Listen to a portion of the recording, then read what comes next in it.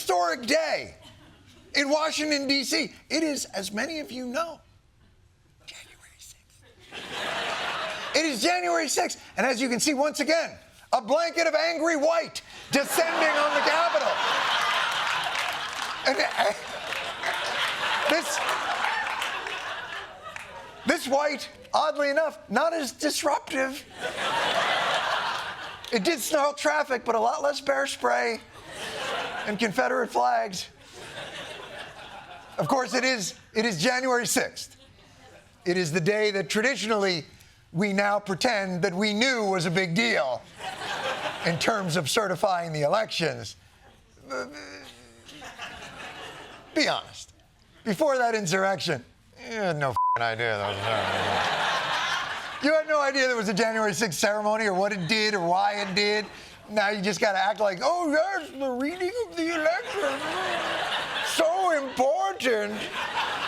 But let's get to it. It always begins with the traditional children's procession, where they bring in boxes filled with the cremated remains of their dead pets.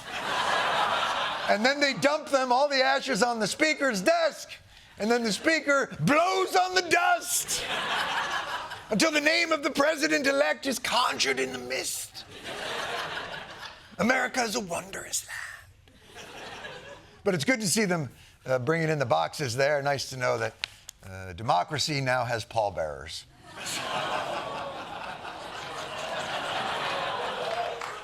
So trenchant. Of course, the ultimate indignity of this January 6th is that Donald Trump's opponent, Kamala Harris, because she is the vice president, serves as the master of ceremonies to this. Really, you are a very reactive and sad group. The empathy is off the charts with this group. Kamala Harris has to be the master of ceremonies. But it does suck.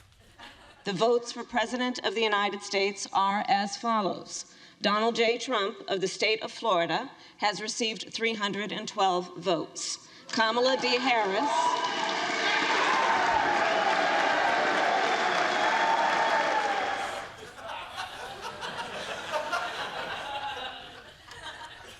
That's gotta sting.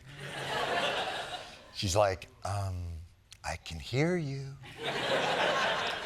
God damn, it's like attending your own funeral. And even the mourners are like, woohoo! I can't imagine anything that would be more uncomfortable than standing there while the crowd applauds your opponent. Kamala D. Harris of the state of California has received 226 votes.